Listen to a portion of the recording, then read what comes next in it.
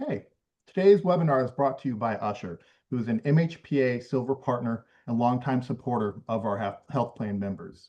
We thank them for organizing today's presentation, Post-OBBBA in Medicaid, Navigating in a New Landscape, How to Reach, Retain, and Support Medicaid Members at Scale.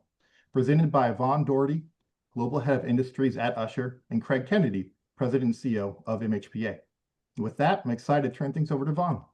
Thank you so much. And thank you, Craig and Patrick, for allowing us to be a part of this. I am Global Head of Industries for Ushur. I have more than 30 years of experience in healthcare, most of that in communications. And I've been on the plan side, I've been on the solution provider side, the BPO side, and I really serve as the bridge between Ushur, a digital communications company, and the market worldwide to be sure we're keeping up with ever-changing communication needs. So very, very excited to come in and really honored to be here with Craig today. He and I both share a very big personal passion for reaching and supporting these vulnerable members. And so I will let Craig introduce himself, and then we can jump right into the meat of the content. And thank everyone for joining us today as well.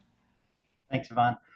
And I just have a short 35-minute intro statement that will describe my, no, I'm just joking. So you're like, what did just happen? Everyone's like, no, we're here for something else. I'm Craig Kennedy. I'm the President and CEO of the Medicaid Health Plans of America. Welcome to our webinar. And thank you, Ushur. And Patrick noted it, but thank you very much for sponsoring this and being part of this webinar. And this is our partner benefit. And so very, very thrilled to do it together. I think we've done a lot of things together. It's great to do a webinar together. So excited about this. To mirror Yvonne's opening statement, I've been here in Washington, D.C. for over 30 years now. I've been in healthcare associations for 25, somewhere in that 25 range. And then I worked on Capitol Hill before that for a number of years for a number of different members from the Northwest, because I'm from Oregon. And so policy background, mainly a policy background, policy and advocacy background, and mainly focused on underserved populations. So thrilled to be here at MHPA for the last 5.5 years. I've been with MHPA for about 5.5 years now. I'm very excited. We have 23 member organizations. And while that doesn't sound like a lot just to say 23 member organizations, they run 160 plans and cover about 51 million people across this country. And so we're thrilled to have that kind of a footprint within the Medicaid space. It's most of managed care. It's most of Medicaid. MHPA members serve most of Medicaid in their enrolled populations within Medicaid. So we're thrilled by the footprint of MHPA. I'm honored to serve in this capacity within MHPA. And also, just to let you know, if you'd like to meet those members, we have a conference coming up. Yvonne knows this very well. We have a conference coming up in September, MHPA 25. It's in Kansas City. There'll be a lot of push to see if folks can go there. We're going to go through a lot of topics here today. We're going to go through a couple of topics here today about HR 1, but you can go through a lot more at our annual conference and talk to our staff, talk to experts in the field, hear from experts in the field about this exact topic in much more detail than we're going to be able to go in 1 hour.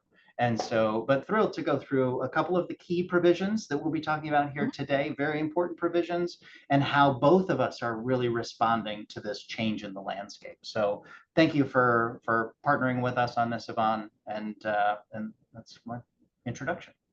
Perfect. Not 35 minutes, I promise, not 30. No, that was great. Let's jump into today's topic. So we're going to cover a lot. We don't have 100% of the answers, but as Craig said, we're going to share some things here. Conversation will be continued at the annual conference. Can't wait for that. But we're really going to cover what the eligibility landscape is going to look like with the passing of this OBBB. We're going to jump into engagement challenges and what it's going to take to keep members, as many members as possible, enrolled in Medicaid or with your plan. We're going to hit briefly on compliance and regulations as they pertain to communications.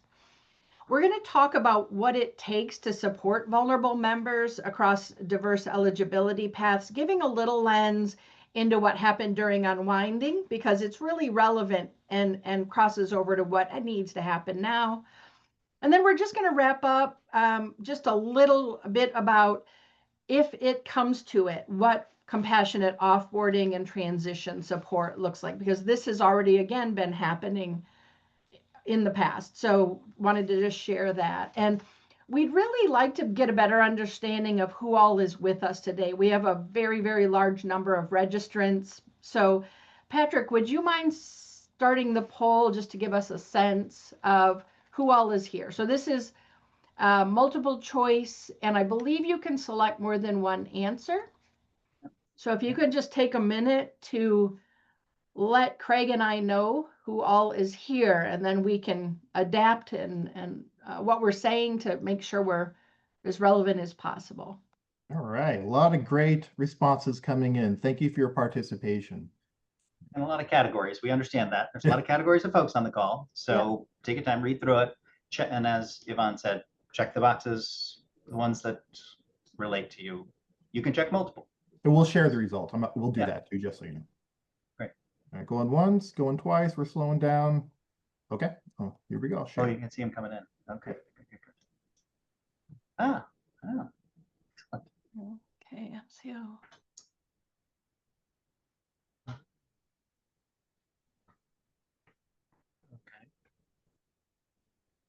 It's a great group. Yeah, very good mix. Thank you all for joining us.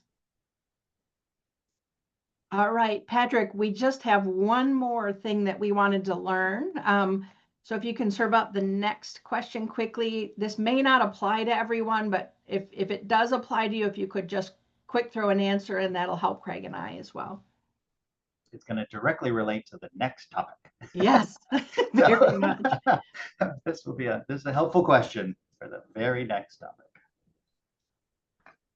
Okay, a lot of great answers coming in. Again, appreciate that involvement into the webinar. Okay, going once, going twice. Okay. Sorry. Ah, Yeah.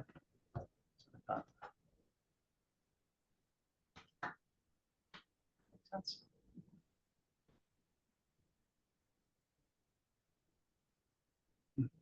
good. Yeah. Thank you. All right. Perfect. Thank you all so much for participating already. I'm going to go ahead, and this I'm going to tee up Craig. And I know you and your team have just spent countless hours digging into what this looks like, what it means, so that we can summarize some of it here. So what the eligibility landscape will look like with the passing of the OBBB or OBBBA. So let's just jump right into this with you, Craig. Yeah, thank you. And I'm going to take just a little bit of time here. And I just want to thank our team here at MHPA. They spent countless hours, I mean, literally countless hours while this bill was being changed at every second of the day. And as it went through passage, some of these terms looked like one provision, became a different provision, back to a different provision, and back and forth. And so we're going to focus on, since we're focused on the landscape for eligibility going forward, we're going to focus on two provisions. But I wanted folks to realize, and I know you do, that this bill has sweeping repercussions for Medicaid. And you've heard about a lot of them, but it has sweeping impacts for Medicaid, nearly $1 trillion in money cut out of the Medicaid program over the next 10 years. We're going to focus on what it means within engaging the populations as their enrollment changes. Specifically, we're going to focus on these two highlighted sections, the change in eligibility redeterminations to every 6 months, mandatory on expansion populations, and the requirement that states establish community engagement requirements also for expansion populations. Because what we see on those is the engagement challenges during those enrollment, keeping people enrolled. The engagement challenge is direct. It's a direct correlation within those two provisions. Now, the rest of these provisions, there's a lot going on. There's a lot going on within the rest of these provisions. And you've heard about a bunch of them. Let's be honest. You've heard about the provider taxes, effective 7/1115, the provider taxes. You've heard about the state-directed payments, right? Just by the way, those 4 provisions that I just named, eligibility redeterminations, work requirements, provider taxes, state-directed payments, the reduction in costs, $728 billion is what CBO estimates. Those 4 provisions alone. Also, those 2 of these provisions, the work requirements in particular, CBO estimated that 4.8 million people would not have insurance in year 2024. So in that 1 year, it will have made it to 4.8 million people will not have insurance because of these new requirements. The eligibility redeterminations, I'm going to take a second on this, which is they said it would only impact 700,000 people only, and I say that horrifically. Only 700,000 people would lose coverage in 2034 because of the eligibility redetermination period. I'm going to be honest with you. I think it's higher than that.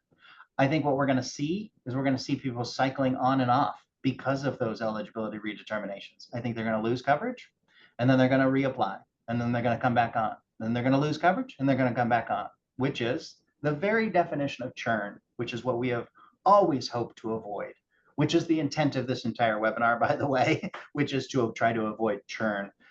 I think the eligibility redetermination clause, 700,000 people, I think it's going to be way more than 700,000 people. And as a matter of fact, in the CBO score, it scored it at $62.6 billion in savings. If you just do the math, it seems to save more money than people have lost coverage based on a pure math thing. I think they know too that people will lose, come back on, lose, come back on, and then will they consider that uninsured or not? If you were dropped and re-enrolled 2 or 3 times throughout the year, is that an uninsured person in 2034 or not? I think they're underselling that provision. I think the damage of that provision is going to be more than 700,000 people, and I think they know that too. So we're here to focus on those 2 provisions only. Look at all the rest of these, and to be honest with you, can you just scan to the next slide real quick? There's more. There's more than just that. Oh, sorry. Oh, no, too far. My There's more mouth than just went that. wild. There are provisions that are being enacted in fiscal year 2030 in this bill, right? These are just the major provisions within the Medicaid title. So we have provisions all the way through, and you've heard about a lot of these, getting deceased folks off, getting double payments for 2 different states, immigration status provisions, alien provisions, those sorts of things. There's a lot to dig into. There is a lot to dig into every single provision. And again, I'm going to pitch our conference. Please come to MHPA 25 because we can go into a lot more detail, and our staff will be there to go into great detail about each of these provisions. Our expert staff, as far as we can go, to be honest with you, still reading some of these things. But today we're going to go through those 2, which are the work requirements, community engagement, and the eligibility redeterminations. Those technically were written to apply to expansion states only. But let me be clear. We don't think that that's where it's going to stop. We think it's a mandate on those expansion populations. But what we've been hearing is that most states want to enact work requirements. And that means that most states are probably interested in it for their non-expansion populations. And we've seen that in the past, right? And so we're going to talk about it from the legal standpoint, which was the expansion population. I get that. We've read it all. Everybody here has read it. It's for the expansion population. For the expansion population. Work requirements are going to go beyond that. I'm not here to predict that. I'm here to tell you that, which is we need to be cognizant of the engagement strategies for these provisions beyond the expansion population. We need to have it for all of Medicaid. We have to understand that there's going to be a cycle of churn coming up that we're going into, an entire phase of churn that's going to take all of our efforts together. And you go to the next slide now. Sorry, that's a lot of provisions. Mm-hmm. Just going to focus on 2 at the beginning: the increased eligibility redetermination, which again, not new because we just went through it with the large-scale redetermination efforts. So we have a lot of lessons learned, and we'll talk about that today. The work requirements are fairly new. Some states, as everybody here as well knows, there are several states that have been trying to do this, have done it, or trying to do it right now. are in the process of it in a variety of different things. But this is going to be a mandate on all expansion states, and we think beyond that.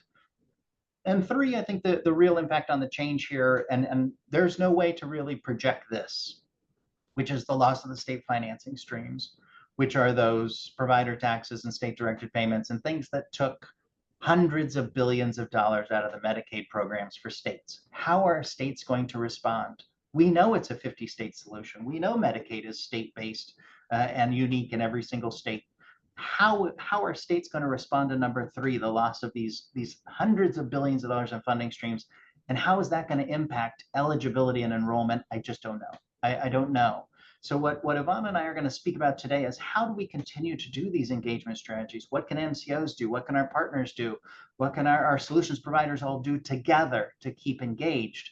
But three is a bit more of a black box for right now, right? We just know that money is going to be lost to the system. State implementation challenges, we have heard this. I can't speak on behalf of the Medicaid directors except to say, did you see the slides, the two slides before this? They have to implement all of those by law on those timelines. And by the way, probably 1,000 other things, all of their waivers, all their state budgets, everything that they want to do at the state level, all of the different things that are coming out of CMS, regardless of this law. The state implementation challenges, and MHPA has brought this up a lot, which is we are putting a lot on limited state workforce. How can we make sure that it is, I even understand some of the intent of what you're trying to do, but it might not be possible because of everything coming at them. And so we have some challenges there. We have to work with our state partners as best we can to make sure that we all make it through this, because they really are the backbone of implementation. We are trying to help them and support them here at the MCO space. So, and with that digital divide, sorry, Yvonne, that's probably a better place for you to. Yeah. So what we saw this, during the initial redetermination, the unwinding, these members are technology challenged. A lot of them, the only technology they have, the only access they have reliable to the internet is a smartphone. So we're going to get into a big part of the solution to helping members understand what's happening and do what they need to do to keep their coverage is going to rely on some limited technology. So this digital divide is more important than ever. And really, we're going to dig in and peel back the layers on what has worked up to now and what we believe will still continue to work. So, all right.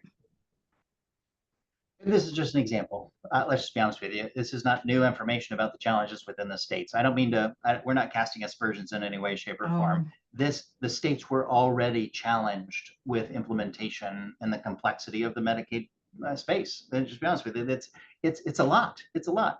And this bill puts more on them with specific deadlines.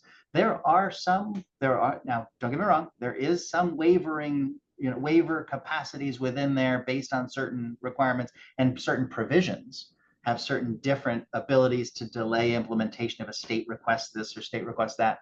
But in general, they right now need to think about how they implement this bill with those deadlines. And I don't go back, but I am going to reference the slide back. The deadline for the work requirements and eligibility redeterminations is the end of next year, right? It's the end of next year. And that's full implementation, the end of next year. So if you start working back 90 days, you're into October of next year, which is what, 14 months from now, 15 months, right? 15 months to have an operational implementation of the eligibility redeterminations and work requirements for all of your expansion populations. That's fast. That's fast. And that was intentional, by the way. That was intentional. Congress moved those dates up on purpose. So there is going to be some real lifting from all of the states within this space based on this bill. And so this is just an example that says, we know it. We all know it. We all got to work together. Thank you. All right, we're going to shift gears a little bit to looking at what is laid out to looking at overall Medicaid member engagement challenges and what it will take to keep them enrolled in Medicaid. Particularly, that's the focus here, but we'll focus on that to start. And what we're going to do is we're going to look back, as Craig mentioned, on what just happened. What are the challenges that were hit? And we're relying right now on a couple of different pieces of research. We're going into a Kaiser Family Foundation report on Medicaid enrollment and unwinding tracker for this part, and then we're going to jump into some MHPA research. But such a huge fact, 69% of all people disenrolled in unwinding had their coverage terminated for procedural reasons. And I think we're all keenly and acutely and painfully aware of this. Yvonne, that varies wildly by state, by the way, too. Yes. Right? It's Yeah. 69% Yeah, overall, for sure. but by state, it's wildly varied. So, yeah, thank you for reminding me of that. Really, the report, shows the root cause of the procedural enrollment is a gap in effective member communication about the active role they needed to take. So they didn't know. They didn't know. And so getting the word out and communicating what is happening now, more important than ever. And then the next part of this, Craig, did you want to jump in? No, I just keep reading outdated You look contact information. I know exactly what we just went exasperated through, as but I yeah, feel. I know, So yeah. compounding this, some of the challenges, outdated contact information. It's a very transient population. If the state or the MCO or the CCO had outdated address or phone numbers, renewal notices simply didn't reach enrollees. And then if they did get it, there was a failure to return the required information. So if they did happen to get it because their information was updated, they may not have understood they needed to take action, and so they didn't take the action within the time frame. The next phase is complex or confusing processes. This had been paused. Some people hadn't done it in a while. The processes had changed, and many of the individuals just found the renewal process difficult to navigate. They may have tried to take action, and it was just so difficult. They had errors, omissions, and then that ended up in the disenrollment for procedural reasons. So a lot of factors hitting this very vulnerable population who is also facing the digital technology challenges. Yvonne, if I could Yep. take 2 seconds back on that slide. Failure to return required information. We have a widely varying population in Medicaid, right? Nursing homes, births, you've heard all of those things. A lot of substance use, but a lot of homelessness, a lot of recently incarcerated individuals. A lot of people move. What a surprise. You move. And our populations move. You outdated contact information or failure to return. If you're homeless, where did you mail that to? What's your contact? What's your contact for homeless populations, for foster children? What's your contact point of information? There's a lot going on here based on our population. So just want folks to know it's not Medicaid, it's Medicaid, Medicaid, Medicaid, Medicaid, Medicaid, and there's some unique challenges. And I know you're going to get into that in just a second. For sure. But I just want to make sure. It's just clear from the beginning. I know. Yeah, for sure. And thank you for adding in that level of detail. So this is something that I think we're all seeing. And I've been in healthcare for 30 years. I don't think I've ever seen the intensity of the need to balance the communication channel costs, but still support communication effectiveness. Craig covered some of the budgetary cuts. Those are pretty broad reaching. So plans really nationwide are facing these budget and these cost pressures, and live agent support is expensive, and people are hard to keep. Clinical resources that are also part of the mix in supporting this population, they are overburdened. They are handling high volumes of more routine questions. Mailing costs continue to go up. As we just talked about, if you don't have the right mailing address, they're coming back. So if they're coming back, the member absolutely is not getting your message through mail.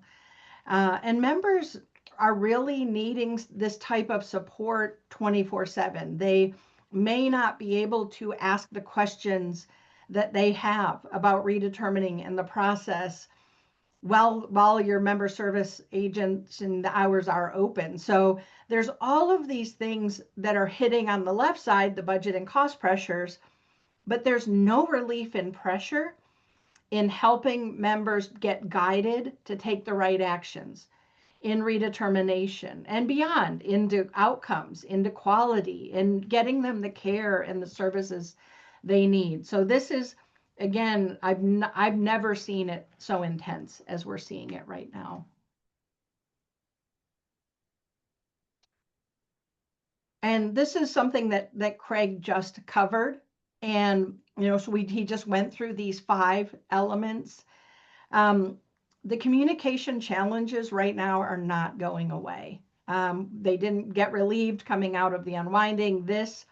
What just passed, all of this that needs to be communicated, it is going to make the process, the procedures, the things that members have to do, and the things that need to be communicated even more challenging. And again, these are the most vulnerable population. So we just wanted to kind of hit on and reiterate a bit of that. Craig? And I want to make one comment here, which is specifically within the work requirement space.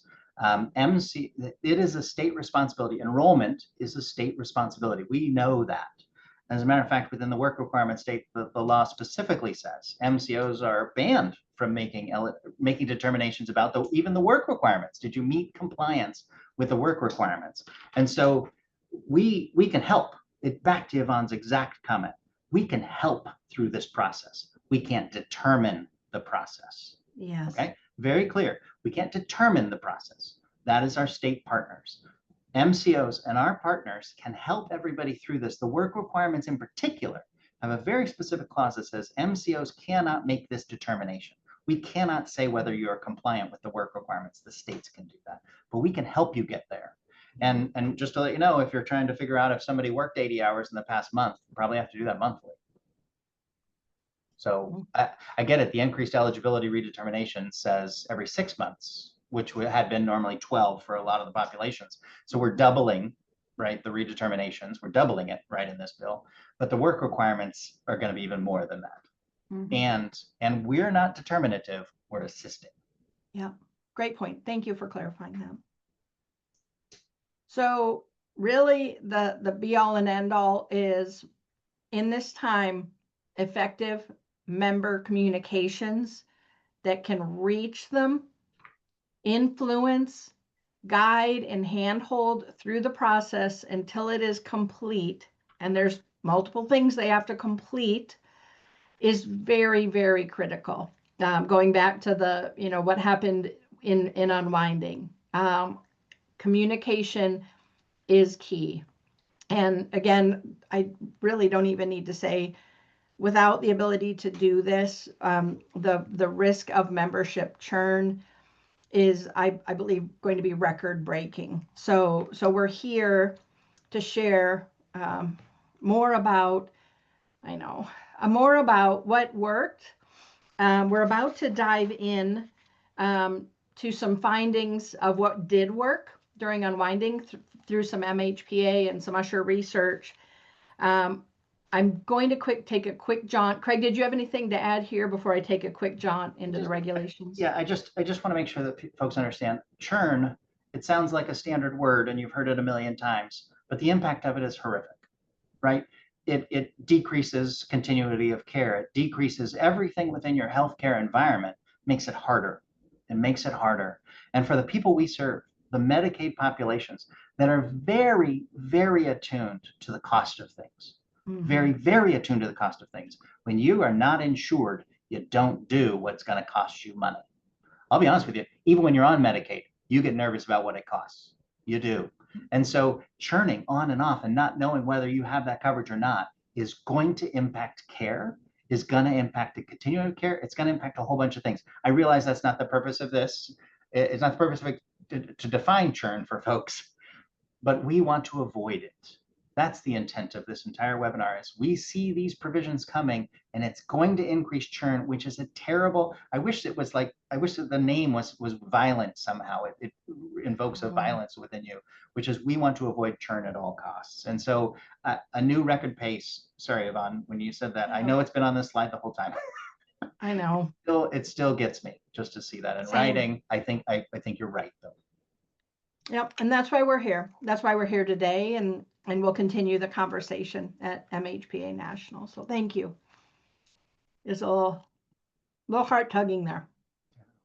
So we are going to take just a really quick moment to talk a little bit about how compliance and regulations are coming into play related to communicating to members, and particularly to communicating to members through digital channels. And again, this could be an entire webinar itself, but we're just going to really go into this to share a little bit more.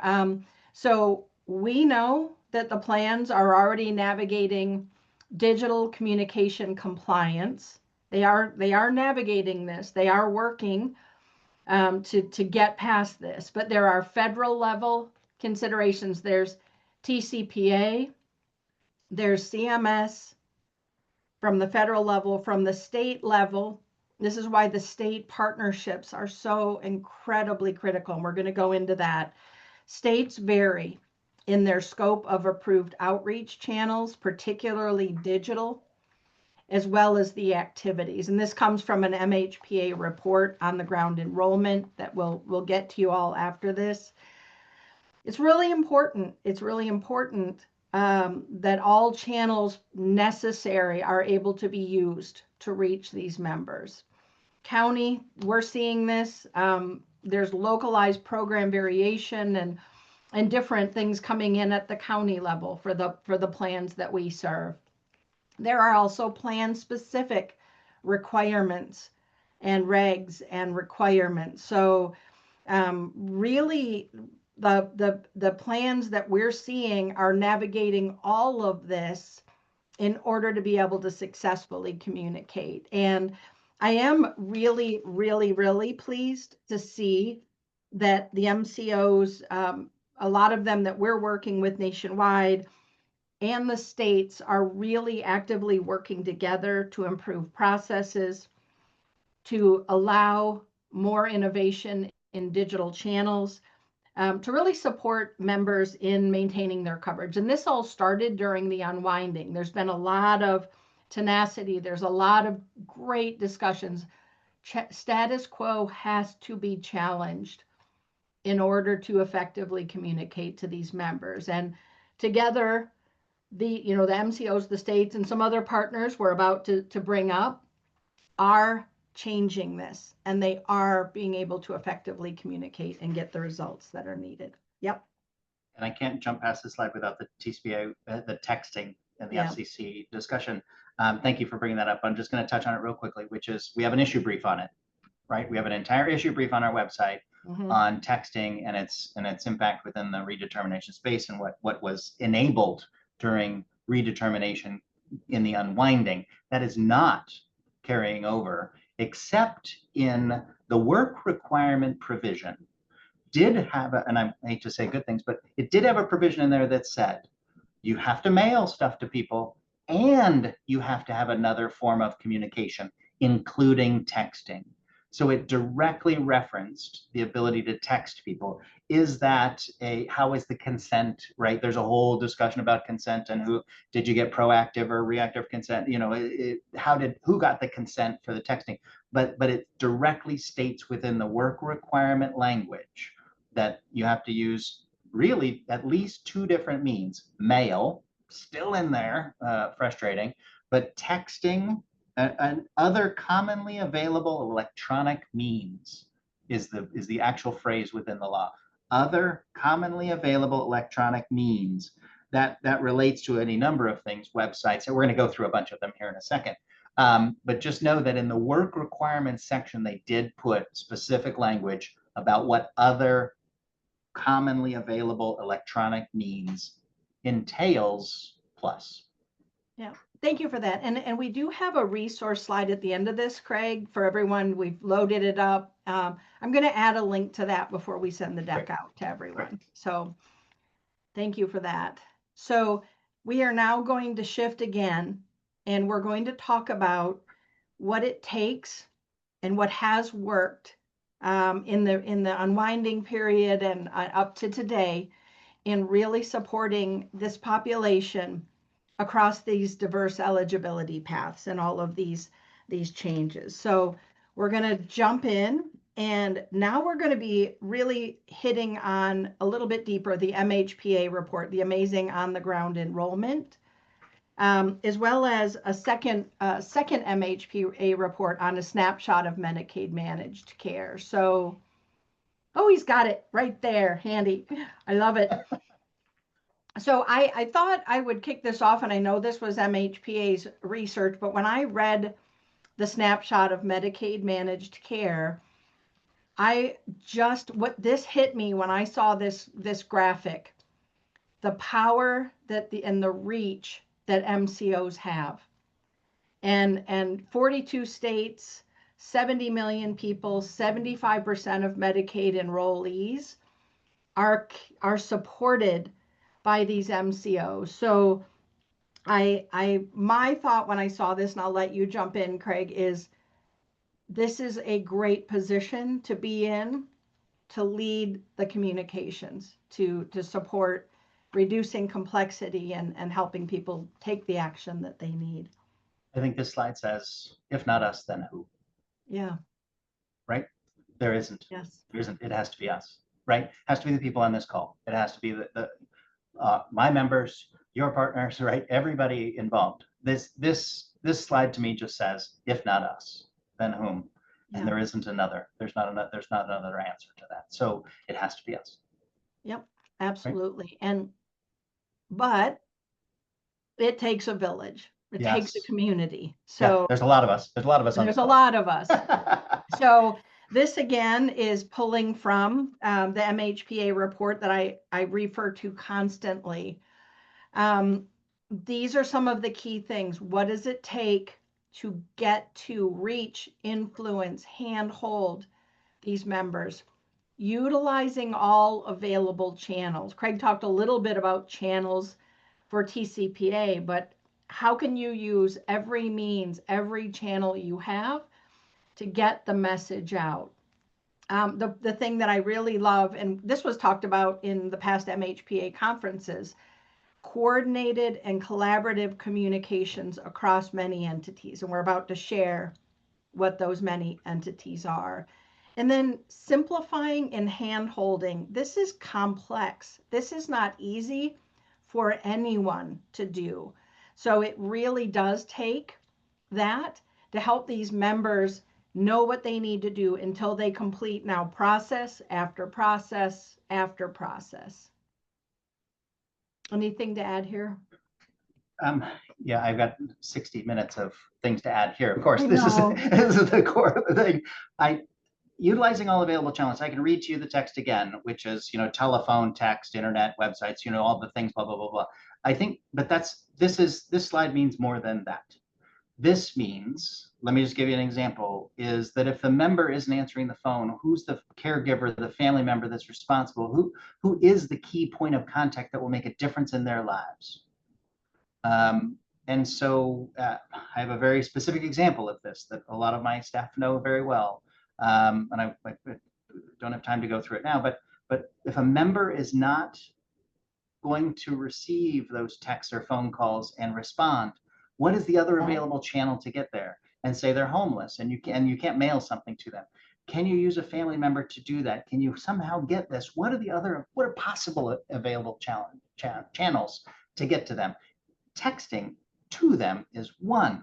Texting to their mom, say, and saying, hey, can you do this? You live with it. You live in the same house. And I know it references, sounds like it's a child. In my particular instance, it's not, it's an adult child.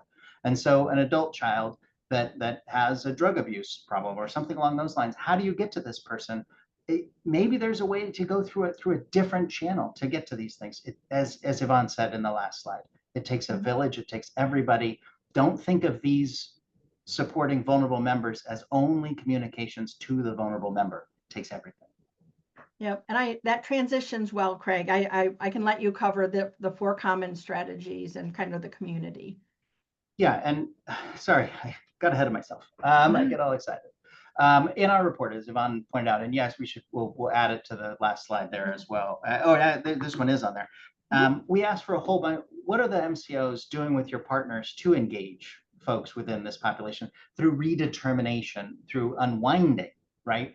We're using those for this purposes because we know in the work requirements, it's going to be a little bit different there. But in the eligibility redetermination, 6-month eligibility redetermination activities, we're going to have to see this more often, even more often than in the past.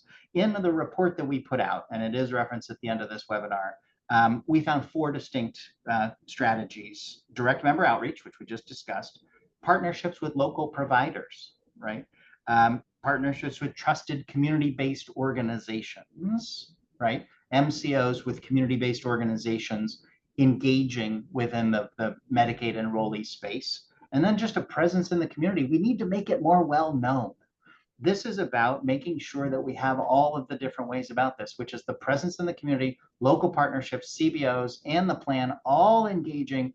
And some of it is direct, some of it's indirect, some of it's a whole bunch of things. We need to kind of flood the field, because I actually saw a news story yesterday that said 18% of the population heard that there was Medicaid changes in HR 1.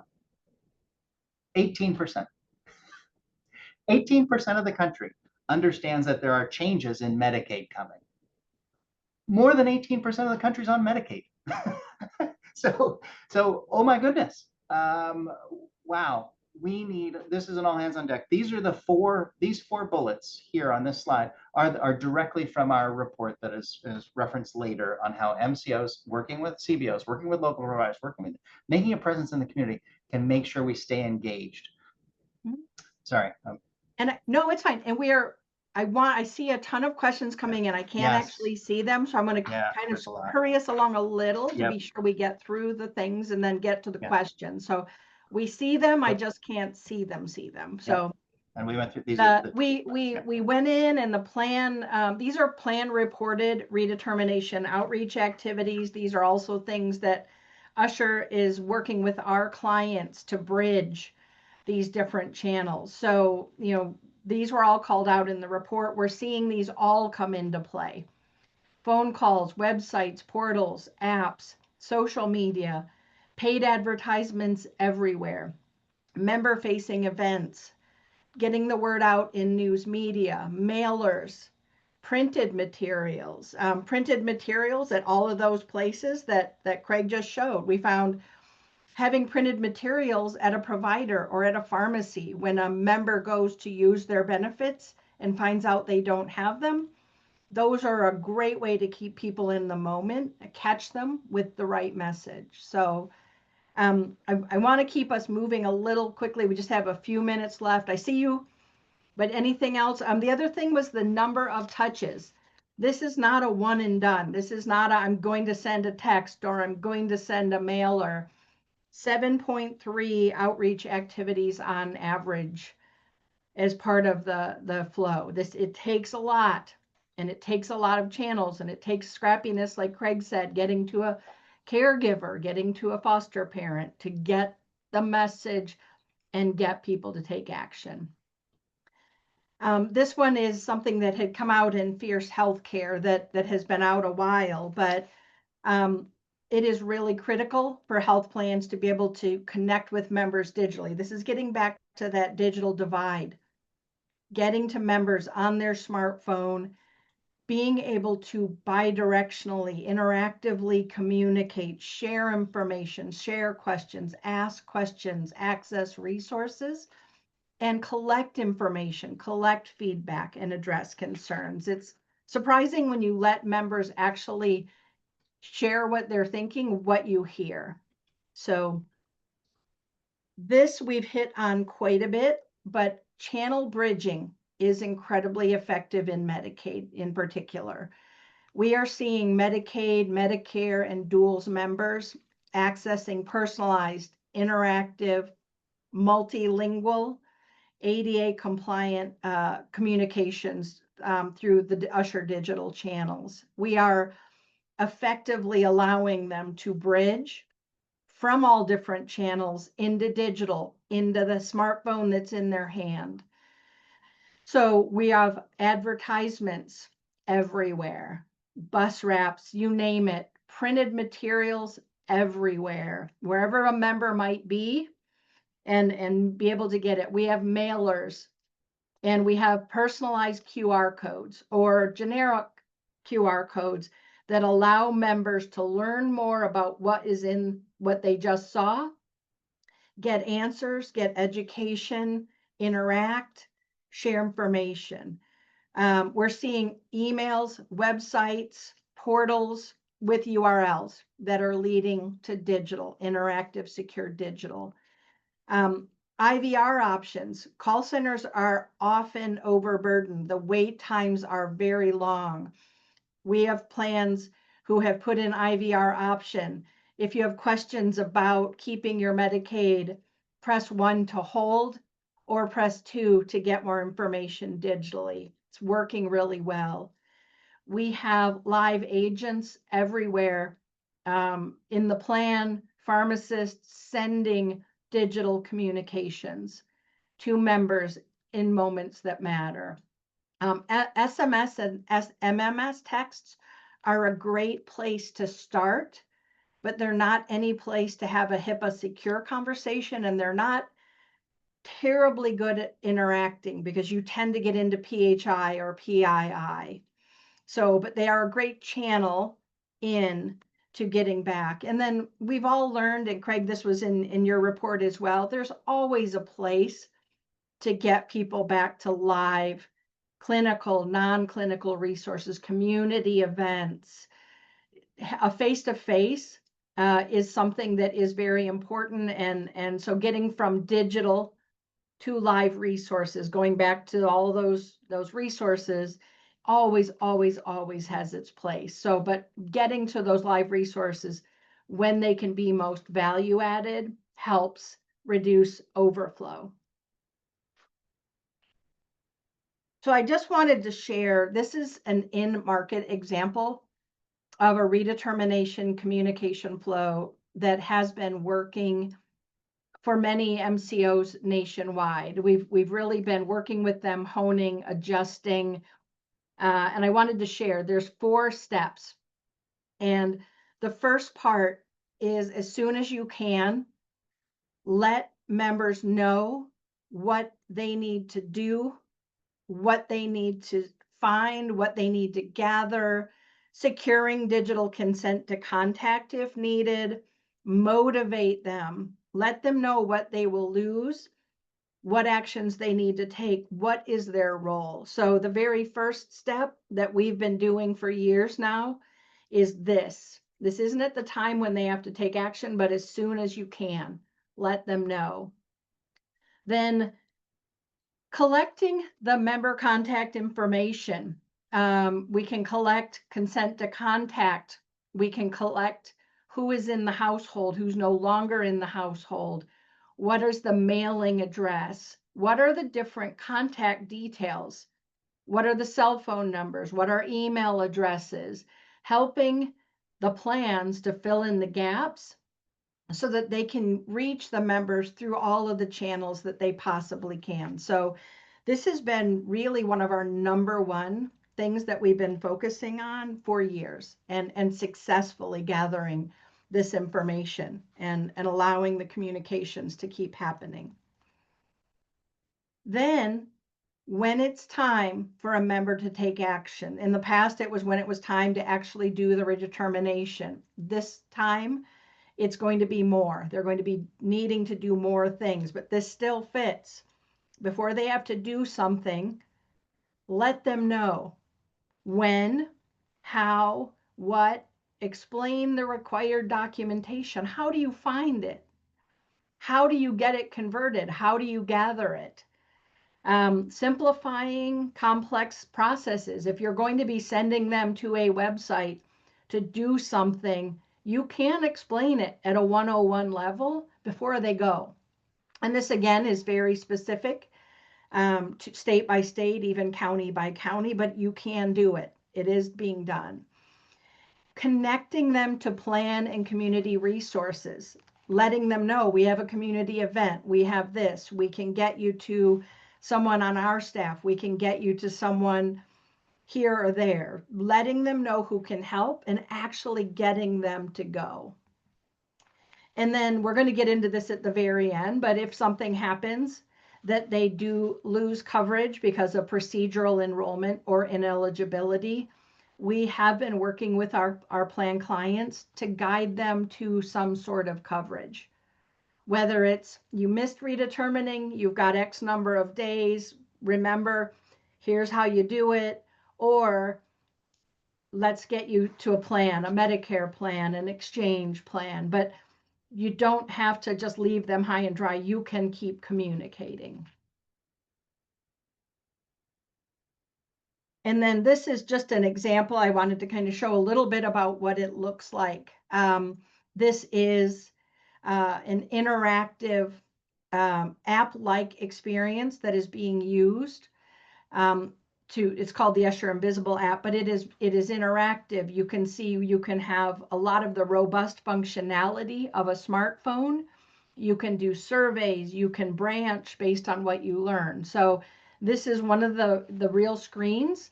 Help us reach you with important Medicaid information. Let us know your new mailing address. Let's fill in where you are right now and help you fill it without having to type too much, gathering lots of contact information. Then, this is a menu that we've deployed for many clients. What would you like to do? Learn more, learn about the documents, speak to an agent. This can be loaded up with really whatever you want to share and whatever you want to guide members to what they might need. So these are guided workflows that are pushed, that are hand-holding and letting people know. People do go through these and get the information they need. And we have since added in, and I did a webinar on this with MHPA, AI agents. So these are very, very Medicaid specific, plan specific, member specific, eligibility specific AI agents that can allow members to authenticate and ask whatever they need. So we have plans who have these running on their websites or in these guided journeys, and it allows members to ask what they need. So this one, how do I keep Medi-Cal? This provides an answer back that the plan wants them to have. They can continue to interact. We have some buttons, update your contact information, ask more about redetermination. So this is an inbound. This is when members are coming to us, coming to a website, or in the middle of one of these guided flows to learn more. So it's important to be there 24/7 where they are, pushing and guiding and allowing them to come back when they're ready, when they do have the questions. Doing a quick time check. This is working. I will get you all this case study. I want to jump to questions. I just looked at the clock, got a little panicked. That's okay. This is an example of a Medi-Cal plan. I'll let you see the stats, but 200% engagement. They are now using this year round, both the push and the AI agent. 400 campaigns launched, huge completion rates. So Craig, we have this in here, but we only have a few minutes for Q&A. Yep, Do you just want to jump? People get the slides. People get the All right. slides. If you register for it, you'll get the slides. Yep. I did look through a bunch of the Q&A. Oh, awesome. Just to let you know, if you want more detail on these, please come to the conference, MedicaidConference.com. Please go there. We'll all be there.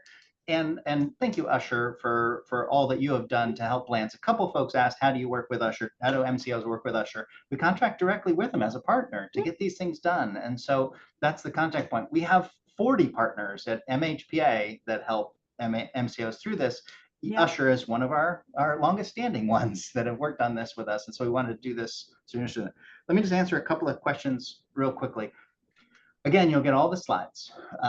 We will add, as Yvonne said, we will add a link to the texting the TCPA slide issue brief to that. One of the questions was about state administration and the funding available for that.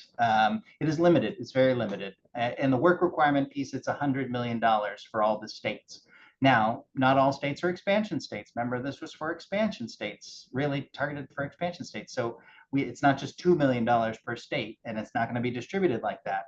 But we're going to have to work with CMS to figure out how that money gets distributed to those states so we can have it. But it's limited. We've heard of some individual states that have spent more than that just implementing work requirements. So, so state administration money will have to come through CMS. There is some structure with it, but it's a limited pot of money. Another question was, could another Congress reverse some of these provisions? Certainly they could, but that was one of the reasons they moved some of these dates up to be before the next election. I know it says December 31st, 2026, but those provisions, if you looked at the timeline slides, some of those were moved up so that it wouldn't be changed by a future Congress. A lot to unpack there, of course. But yes, any provision can be undone by a previous Congress. But if I require you to have implemented before that next Congress gets here, it's hard to undo. And the work requirements are going to be hard to undo regardless, because even if there's a new Congress, new House and Senate, the president would probably veto that same thing. So a lot of things. And let me just also note, there are a lot of questions. I get that. Patrick, I think we can keep those questions and respond to those questions. Correct. Yep. Okay. So don't feel like we have to get them done in the next 2 minutes, but there are a lot of very good questions in here. I saw one about health centers, and since I used to work with health centers, I love those questions. But MCOs work very closely with health centers, but would love to get to all these questions probably in writing after this, and again at MHPA 25. Yvonne, any closing comments before we wrap this up? Because I know we only have 2 minutes left. There's a lot of questions. There's a lot. I was trying to scroll through and answer some while you were typed while you were doing it, but we will definitely be getting the answers back to you. I appreciate all the thoughtful questions. We will, and I'm going to flip to the next slide just in wrap up. We promised you some resources. We will get everyone the slide deck and the recording. Ushur will be sending that. We have a link here to an e-guide that we have published with all of our learnings around redetermination. There's a link here to the snapshot of Medicaid managed care that we were referencing from MHPA. The on-the-ground enrollment report. I'll add the TCPA from MHPA. We will see you all at MHPA 25. I'm very much looking forward to that. And if you have questions, we're gonna try to get answers back. We ran out of time, but if you have questions, definitely go to MHPA. They are a resource related to all of the legislative impacts. And then as well for Ushur, if you have any questions about what we shared and the digital communications bridge. And we really focused on 2 provisions here and the impact within those 2 provisions within the Medicaid space. Again, so many different provisions that are going to be impacted from this bill. There's so much more to unpack. We ran through 2 provisions. We literally ran through 2 provisions and how to help within those 2 provisions in an hour. We could spend an hour on each of those provisions. Thank you, Yvonne. Thank you, Ushur, for all of you done with MCOs. Thank you for all you have specific examples in here, how you're helping MCOs and helping the Medicaid enrollees stay enrolled. Thank you. Thank you to everybody that's been helping MCOs do that. But there's so much to unpack here. I hope we didn't overpromise. 1 hour of a webinar would get you all the way through HR1, but it is 2 major provisions that we think will lead to some of the largest declines in Medicaid enrollment in history, And that's a problem that we all have to address. So thank you for partnering with us, Yvonne. Yes, thank you. And you and your team. We have a long way to go here. We have a long way to go here.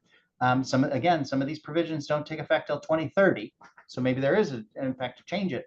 We do all have to work together to be prepared, because people, especially the folks we insure, need this coverage. And so thank you for everybody on this call. And we'll do others, but again, in a month and a half, we'll all see you in Kansas City. Yep. Okay. Thank you so much. Thanks, everybody. Patrick, thank you. Thank you all. Have a great afternoon.